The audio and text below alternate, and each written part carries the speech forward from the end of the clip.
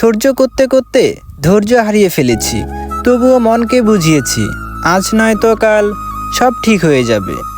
বোকা মানুষ ধোঁকা খায়, সৎ মানুষ কষ্ট পায়, সরল মানুষ আঘাত পায়, আর স্বার্থপর মানুষ আনন্দের দিন কাটায়। এটাই বাস্তবতা। কিছু মানুষ আসে যারা মায়া বাড়িয়ে জীবন থেকে হারিয়ে যায়। জীবন মানে কিছুটা হাসি, কিছুটা কান্না, বাকিটা অভিনয়। স্বপ্ন পেয়েও যতটুকু পেয়েছি ততটুকুই বা কয়জন পায়। এই চিন্তাধারা যাদের মধ্যে আছে কষ্টের পৃথিবীতে, তারাই প্রাকৃত সুখী। বিশ্বাসটা রক্ষা করতে শিখুন, কারণ একবার সেটা ভেঙে গেলে আর কখনো জোড়া লাগে না। আর তখন সত্য কথা বললেও মিথ্যা মনে হয়। কাউকে মিথ্যা বলে খুশি করার চেষ্টা না করে সত্য বলে কাঁদানো অনেক ভালো। একটু কষ্ট পাবে, কিন্তু কখনো আর বিশ্বাস হারাবে না।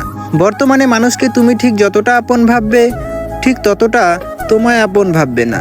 প্রয়োজন হলে বলবে হাই, আর প্রয়োজন ফুরিয়ে গেলে বলবে বাই। ভালোবাসি বলে সব ঠিক থাকা সত্ত্বেও দিন শেষে মনের কোণে একটাই ভয় আসে, তুমি হারিয়ে যাবে না তো। অপেক্ষাটা সে করে যে কাউকে মন থেকে ভালোবাসে। বাস্তবতা হলো, যদি কাউকে অনুভূতি দিয়ে ঠিক রাখে, তাহলে সম্পর্কটাও সারাটা জীবন ঠিক থাকে।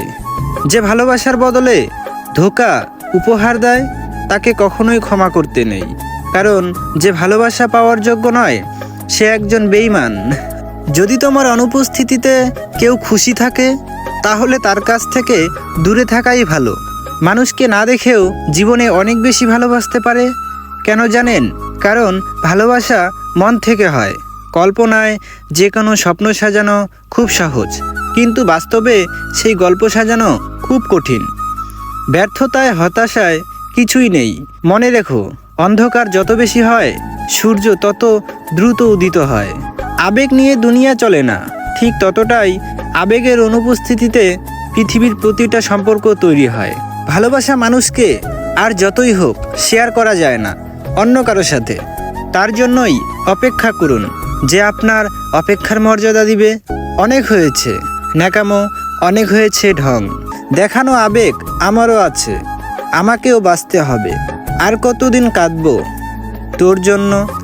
তাই ছেড়ে দিলাম তোর পথটা, যা। আজ যেখানে যাবি আমার পিছু আর আসবি না। জীবনের প্রয়োজনে যদি নিজেকে বদলে ফেলতে হয়, তাহলে তাই করো।